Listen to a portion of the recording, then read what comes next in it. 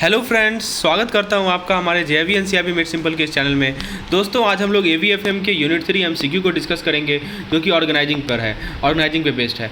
दोस्तों, एक बात मैं आपको बताना चाहता हूं कि जैसा कि पिछले साल के एग्जामिनेशन पेपर को देखा गया है कि मैकमिलन के एक एक लाइन से सवाल पूछा जाता है, और आप इस पीडीएफ को देख सकते हैं। दोस्तों, कुल मिलाकर आपको 250 क्वेश्चन मिलेंगे एक यूनिट से। From a single unit you will get 250 question, जिसमें एक एक लाइन से क्वेश्चन कवर्ड है।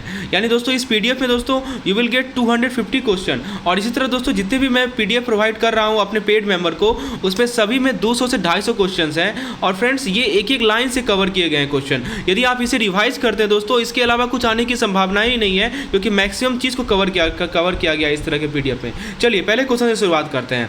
पहला क्वेश्चन आपके सामने है, what is organising in management process? Option A, establishing effective authority relationship, B, allocating resources to department, C, developing marketing strategy, D, conducting employ training. Correct answer is option A, establishing effective authority relationship. Question number 2 आपके screen पर है, what is the purpose of organising in the management process? यानी management process में organising का purpose क्या है? Option A, to group work together in efficient manner, option B, to increase employ turnover, option C, to create more bureaucracy, option D, to reduce employ moral. तो बताइए organising का क्या purpose है? तो correct answer दोस्तों इसका option number A. ये साफ साफ आपकी बुक में लिखा हुआ है कि ऑर्गेनाइजिंग का मेन पर्पस ये है कि हम वर्क को ग्रुप करें एक एफिशिएंट मैनर में।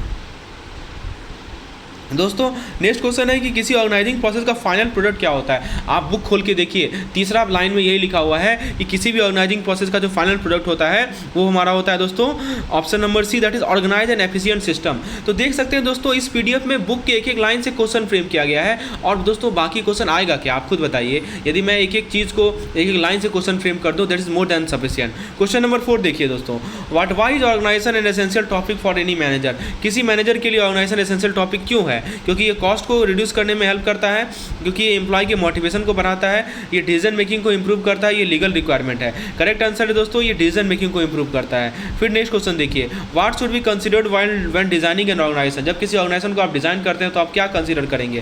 पहला, जितने भी इंडिविजुअल एम्प्लॉय हैं उनका पर्सनल प्रेफरेंस, कंपनी का फाइनेंशियल परफॉर्मेंस, जो हमारा इंडिविजुअल और ग्रुप है उसका डिसीजन मेकिंग प्रोसेस, और लास्ट है हमारा ऑफिस स्पेस का अवेलेबिलिटी।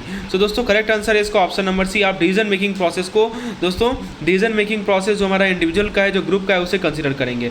नेक्स्ट क्वेश्चन है, क्या इंपॉर्टेंस है कि हमें ऑर्गेनाइजेशन का फंडामेंटल ग्रास्प हो फॉर अ मैनेजर? तो इसका करेक्ट आंसर है दोस्तों ऑप्शन नंबर ए, कि ये आपको हेल्प करता है कि इनर वर्किंग को समझाने में, किसी फर्म के किसी ऑर्गेनाइजेशन के इनर वर्किंग को समझाने में।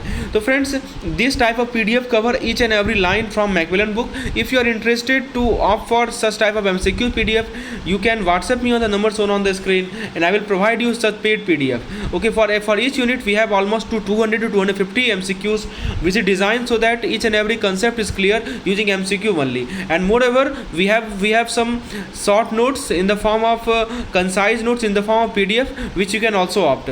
Okay, now let's see the next question. What is the key factor to consider in the design of organization? किसी ऑर्गेनाइजेशन के डिज़ाइन में की फैक्टर क्या कंसीडर करना होता है? पहला ऑप्शन, जो फाइनेंशियल रिसोर्सेज अवेलेबल है ऑर्गेनाइजेशन को। दूसरा ऑप्शन, जो एक्सपर्टाइज, जो एक्सपीरियंस है एम्प्लॉय का। तीसरा ऑप्शन, कैसे इंडिविजुअल और ग्रुप जो है अपने डिसीजन को लेते हैं। और चौथा ऑप्शन, ऑर्गेनाइजेशन का लोकेशन। तो दोस्तों, जो की फैक्टर है वो है हमारा ऑप्शन नंबर सी, कि कैसे इंडिविजुअल और ग्रुप जो है अपने डिसीजन को लेते हैं। नेक्स्ट है, क्यों ये जरूरी है कि ये कंसीडर करना कि कैसे इंडिविजुअल या ग्रुप जो है अपने डिसीजन लेंगे किसी ऑर्गेनाइजेशन के डिज़ाइन में। Why it is important? Because option A, it ensures that the organization operate efficiently. Option B, it help in reducing conflict with the organization. Option C, it enable the organization to adapt the changes in the market. Option D, all the above. तो correct answer है, ये सभी factor के कारण दोस्तों ये जरूरी है कि कैसे कंसीडर करना कि कैसे इंडिविजुअल या ग्रुप जो है अपने डिसीजन लेंगे किसी ऑर्गेनाइजेशन के डिज़ाइन में। दोस्तों, नेक्स्ट क्वेश्चन है कि इनमें से कौन सा कथन सत्य है किसी ऑर्गेनाइजेशन के डिज़ाइन के बारे में? पहला, कि ये केवल शॉर्ट टर्म गोल पे फोकस करेगा। दूसरा, ये जो है प्रेफरेंस को नहीं ध्यान में रखेगा। तीसरा, ये फ्लेक्सिबल होगा और चेंजेस के अडेप्टेबल होगा। और चौथा, कि ये एक्सटर्नल इन्वायरमेंट को कंसिडर नहीं करेगा। तो दोस्तों, इसका करेक्ट आंसर है कि कौन सा सही पूछा गया है। तो दोस्तों, ऑप्शन नंबर सी सही है कि हमारा जो ऑर्गेनाइजेशन का डिज़ाइन होता है वो फ्लेक्सिबल होता है और अडेप्टेबल होता है चेंज के लिए। नेक्स्ट क्वेश्चन है, मैनेजर का क्या रोल है किसी ऑर्गेनाइजेशन के डिज़ाइन में, कि वो स्ट्रक्चर को डिक्टेट करेगा, वो इंश्योर करेगा कि ऑर्गेनाइजेशन को डिज़ाइन किया गया है ताकि एम्प्लॉय का नीड मीट हो। सी कह रहा है कि वो डिसीजन लेगा पर्सनल प्रेफरेंस के बेसिस पे। और डी कह रहा है कि वो इंश्योर करेगा कि ऑर्गेनाइजेशन को डिज़ाइन किया गया है कि अपने गोल को मीट करे। ऑब्वियसली ऑप्शन डी सही है। नेक्स्ट क्वेश्चन है, क्या बेनिफिट है of collapsing comparable and linked job into single area of expertise in organisation. तो दोस्तों आपसे पूछा गया है कि आपका कंपेरेबल और लिंक्ड जॉब को कोलैप्स करना ये क्यों बेनिफिशियल है। तो क्योंकि आपका कम्युनिकेशन इंप्रूव होता है वर्कर में, क्रिएटिविटी इनोवेशन इंप्रूव होता है, ये आपके एडमिनिस्ट्रेशन को एफिशिएंट बनाता है और better consumer satisfaction. Correct answer is option number C. Next question है, कैसे ऑर्गेनाइजेशन आपके हेल्प करता है आपको रिसोर्स को ऑप्टिमाइज करने में किसी ऑर्गेनाइजेशन में। तो दोस्तों ऑर्गेनाइजेशन क्या करता है कि वर्कर को रोल प्रोवाइड करता है, जॉब प्रोवाइड करता है जो कि उनके लिए फिट होता है। नेक्स्ट क्वेश्चन है, क्या एडवांटेज है ग्रुप क्रिएट करने का और फिर एक्टिविटी को सब डिवाइड करने का ऑर्गेनाइजेशन में। तो दोस्तों ग्रुप क्रिएट करने से क्या होता है, एक्सपर्टीज मिलती है। तो फ्रेंड्स इस तरह से देख सकते हैं there are almost 118 page of question which cover each and every aspects of the MCQs।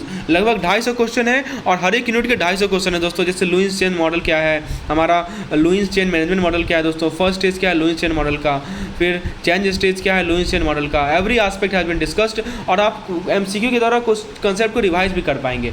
सो दोस्तों if you want such type of PDF for each and every unit of CIB preparation, you can contact me on the WhatsApp number shown on the screen. I will provide you such PDF. Thank you.